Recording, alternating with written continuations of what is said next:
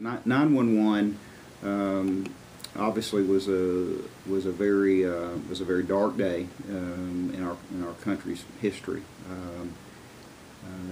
At a national level, it threatened, I guess, our very form of government and our lifestyle. I think it made people wake up, if you will, to that fact, and it brought forth the notion that there are people in the world that do not like us, and they do not like our way of life, and they were willing to do the horrific things they did to demonstrate that. And while a tragedy, certainly as in any situation, any tragedy, there are always blessings and positives that come out of that, and I believe that was the case, and has been the case since that day in September of 2001. The other thing that comes to mind is the inspiration, the blessing of inspiration. From the very beginning, even at Ground Zero, watching the firefighters and the police departments and all the folks come together at Ground Zero to help and pull together, and I think that was indicative of how our nation felt. We pulled together.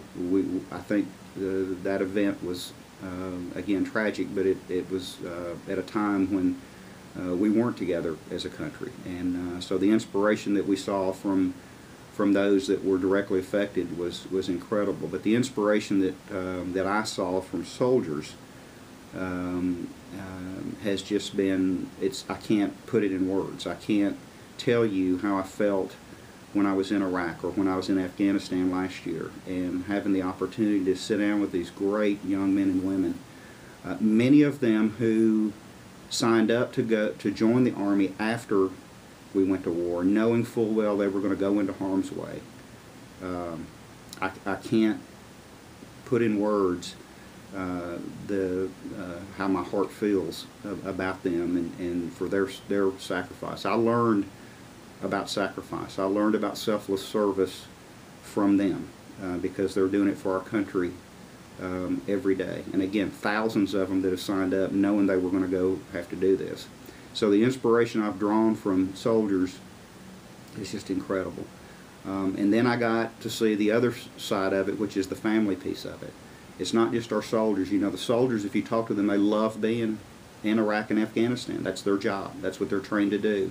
They understand what they're doing and that they're protecting our country and from another attack such as the one we saw in 911.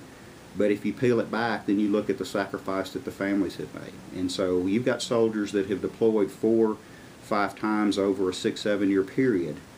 You've also got family spouses that are managing their lives. They're taking care of their children. You've got other family that are taking care of the family back home while that soldier can go do what he or she needs to do in the theater. And that's a hardship, and that has been hard.